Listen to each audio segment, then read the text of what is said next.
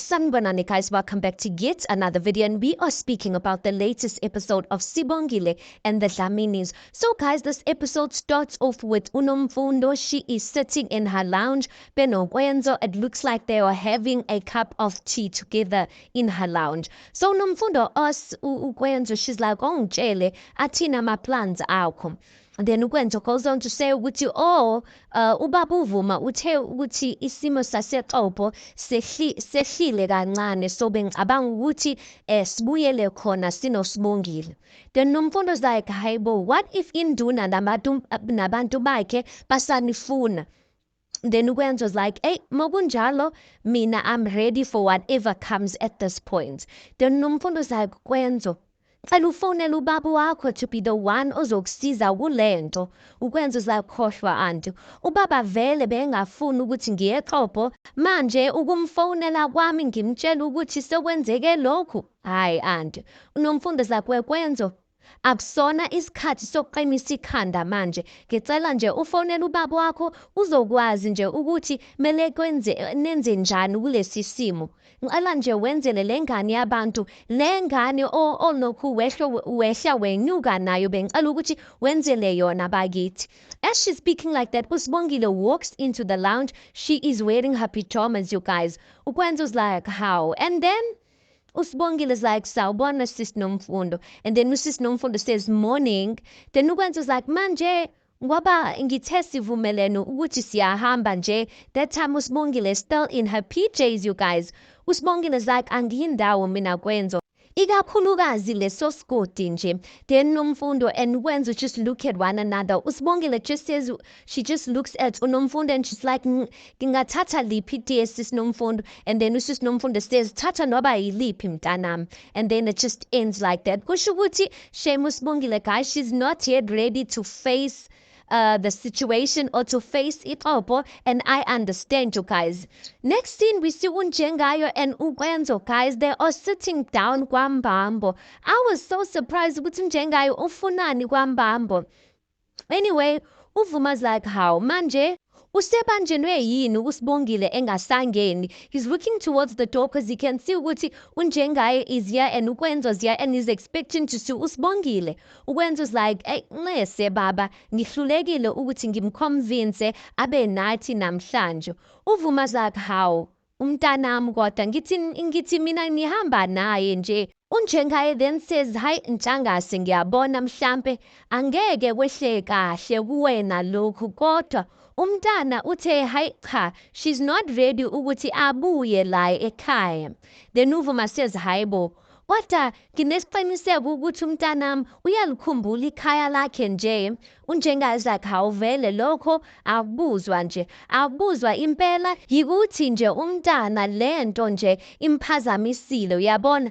Manje-ke uyabona ukuthi hey, she doesn't want this thing to repeat itself again, and that's why Usibongile did not come with us. Ugwenzo then says, yebo baba, kodwa mina ngiyakuthembisa ukuthi Usibongile la ekhona uright futhi no-anti uyamnakekela. And then uVuma just nods his head, you guys. Unjengayo goes on to say ukuthi bengicela nje lana ukuxolisela indodana yami ngale senzo lesi asenzile. And then uVuma says, hi Sibalukhulu, phela uKwenzo wenze something that any boy would have done, so I understand. Unjengayo then says ukuthi ngiyaziqhenya kakhulu ngaye lo mfana. And then uVuma then says, manje Sibalukhulu, nisihlasele ngani namhlanje? Unjengayo then says, hey, wena Ntshangase, ngithe cha mina ake ngize ngizofaka isandla enzele ukukhulunywe nenduna ukuze sizoxazulula zonke lezi nqushunqushu ezikhona. And then uVuma's like, oh, okay. And then that scene just ends like that, guys. Next scene, guys, we just see Induna is there. We see them sitting on the dining table. They're sitting on the dining table. It's Unjengayo, ukwenzo induna benovuma, and then induna's bodyguards are standing there next to the kitchen door, you guys. Hey, kushubile ke because unjengaye, he's looking at induna and he looks so angry and he's looking straight in induna's eyes, you guys. So induna says, hey bafana, anisheshe lapho, ibhodlela. Then one of the bodyguards runs and then he brings ibhodlela, he puts the bodlela etafuleni. And then uvuma looks down, meka phela phansi etafuleni kune-brown envelope ingathi imali abayifake kwi-envelope. Uvuma's like, inhlawulo lena. Induna then says, how? Ngoba uhlakaniphile nje mbambo.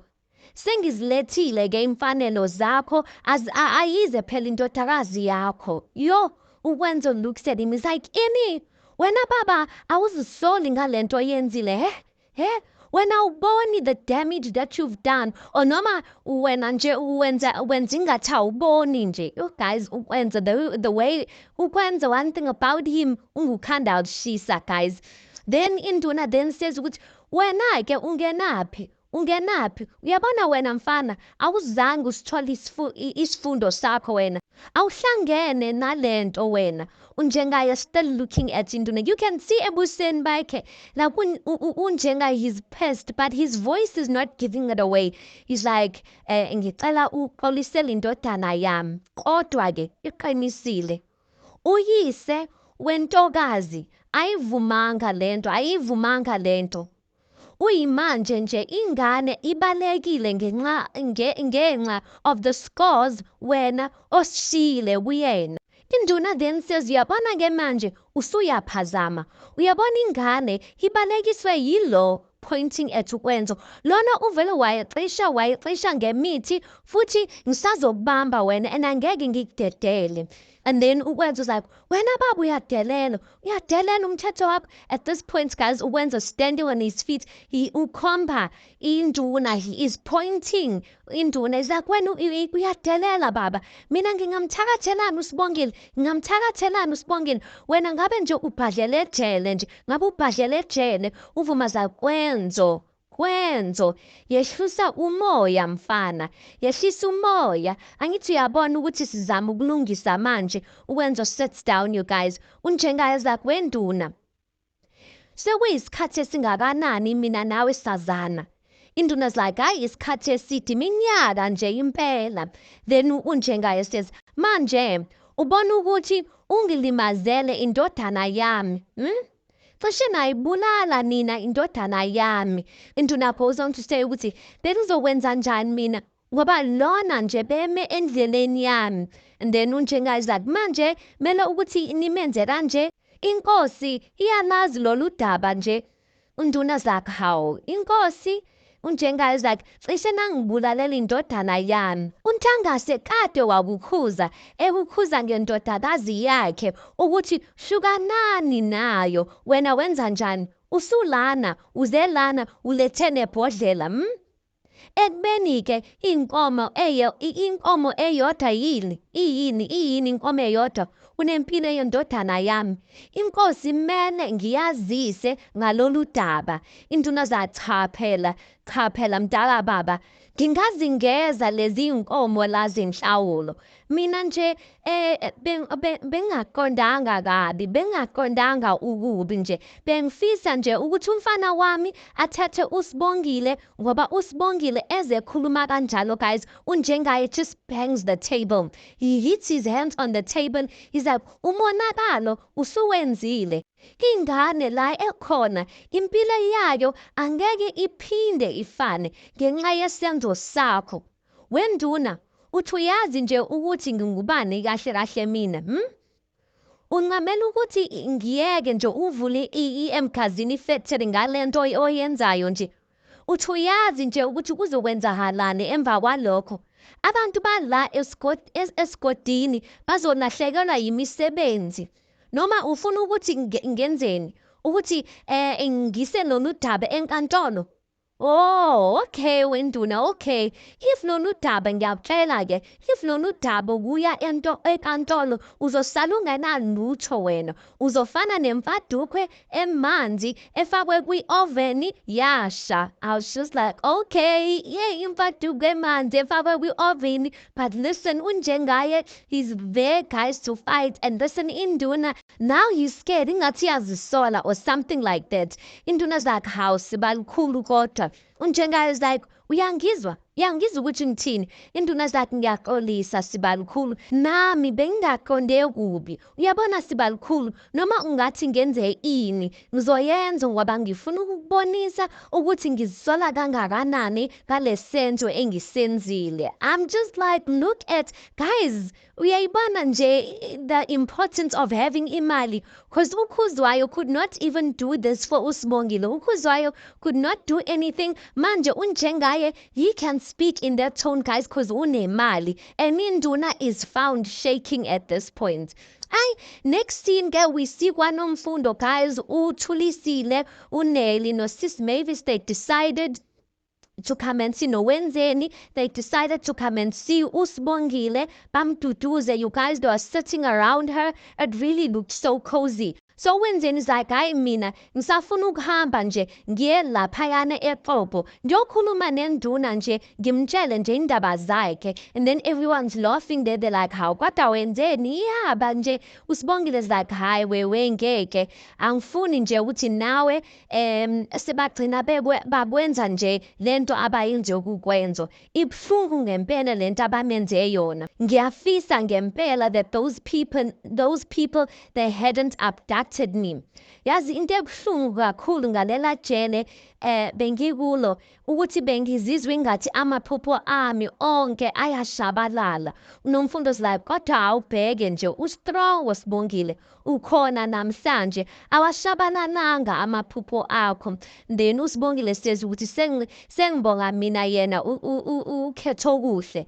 If it wasn't for her ngabe nje namhlanje ngisahleli kuleyo ndawo. Uthunye uNkulunkulu ngempela le yantombazana. Then uWenzeni is like, kodwa nawe ke mina ushada ukwenzo uzohlala la eThekwini and uphumuphele nje eXhobo nje ulokhu ubona nje induna zifuna ukushada lana. Hayi ngeke Sibongile, like, come back and stay eThekwini. Then everyone just laughs like that, guys. Then next scene kwambambo-ke we see unjengaye, he is shaking uVuma's hand. Usho ukuthi meeting yabo ihambe kahle. It looks like ukwenzo benonjengaye are getting ready to leave, you guys. So unjengaye is like, awunjangase ngithi-ke hayi siyabonga ukuthi usenze saba yingxenye yalo mhlangano. Indodana yami ngabe ayitholanga ukulungiswa if we did not come here. uVuma's like, hawu sibalikhulu, ngiyathokoza nje kodwa yimina okufanele ukuthi ngibonge wena. Ngiyabonga kakhulu kodwa-ke before nihambe bengisacela nje ukuthi ngikhulume kancane nokwenzo. Then unjengaye is like, oh hayi ayikho inkinga-ke, asithembe-ke ukuthi induna izohlala eqinisweni layo. uVuma's like, hayi izohlala, hayi akana-chance-ke manje ngoba inkosi nje ayizithathi kancane izinto ezifana nalezi. Then unjengaye is like, hayi-ke siyabonga-ke nizosala kahle. And then he walks out. Then uWenzo's like, Baba uVuma, before ukhulume bengisacela nje ukuthi ngiqale ngixolise. Ngiyaxolisa baba ukuthi ngibange umsindo endlini yakho. It wasn't inhloso yami ukuthi ngikudelele, ukuthi nje amazwi enduna that he said about uSibongile, hey awahlalanga kahle kumina. Then uVuma's like, kanti-ke isibowazi mfana, nami-ke amazwi that was said by induna angihluthulile. Asikho nje isidingo sokuthi ukhathazeke ngoba everything is settled now. Bengifuna nje ukuthi ngizibongele kuwe mfanami.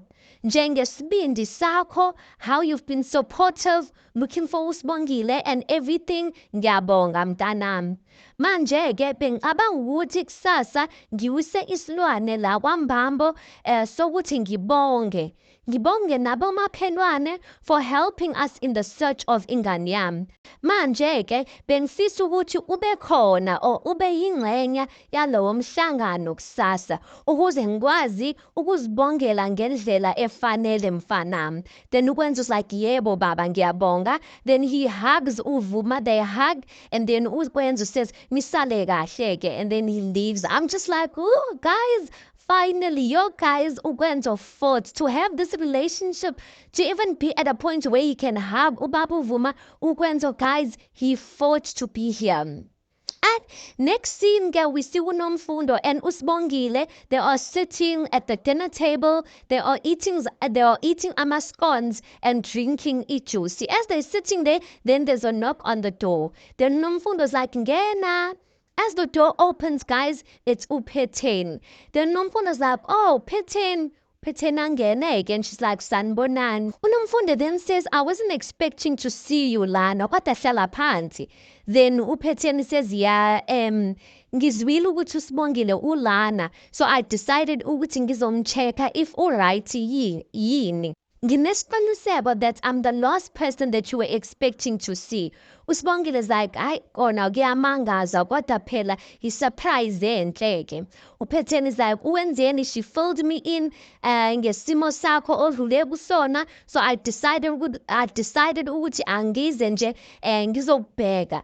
I'm not sure, guys, why uPhetheni would be the last person they were expecting. Because the last time uSibongile benoPhetheni bebezwana nje, they were on good terms. So, I didn't get that. But anyway, uNomfundo's like, oh, ngitholele something to drink. And then uPhetheni is like, no, thank you.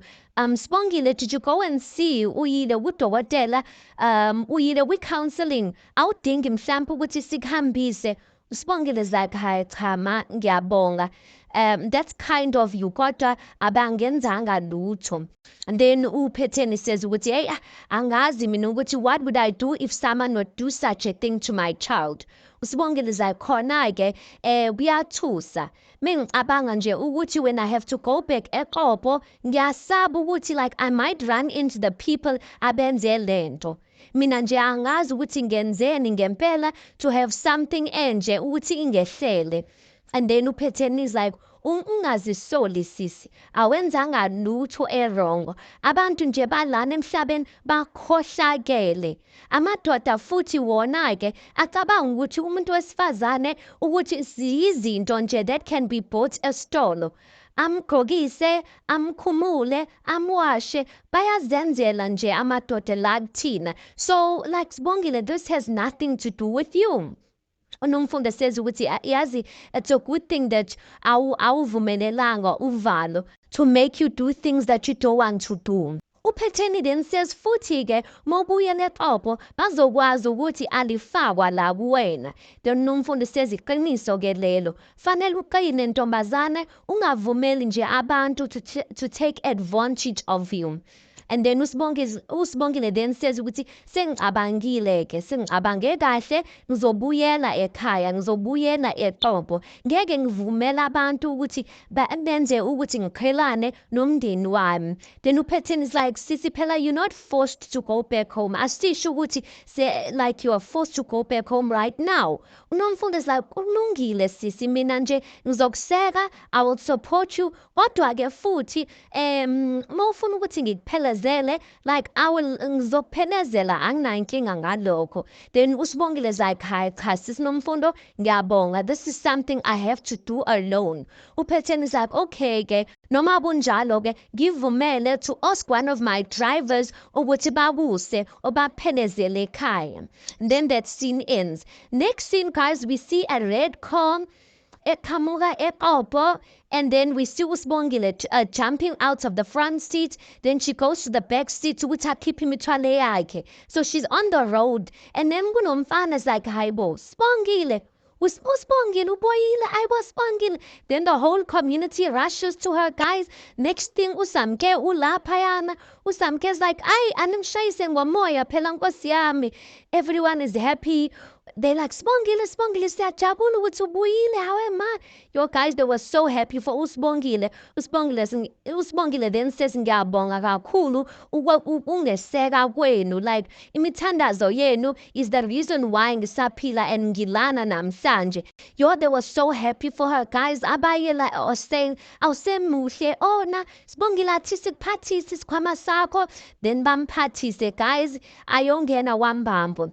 Mekangena wambambo, mekavula isicabha, she is met with uKwenzo noBaba uVuma. And then uSibongile is like, "Sanibonani." uKwenzo's like, "Sibongile." uVuma's like, "Yazi mntanami bengithi angeke ngiphinde ngikubone." And then he hugs her guys. uSibongile's like, "Hayi phela ngizwile amahememe ukuthi nina seniyazwana, but mina ngizozibonela ke." And then kuhlekwe ke, uSibongile hugs her father, and then that episode ends kanjalo guys. It's nice to see a happy ending for uSibongile, you guys. I'm just like, hey, it's nice to see a happy ending, but we know it's not, the storyline is not yet done because there's still uSamke who is plotting against uPhetheni.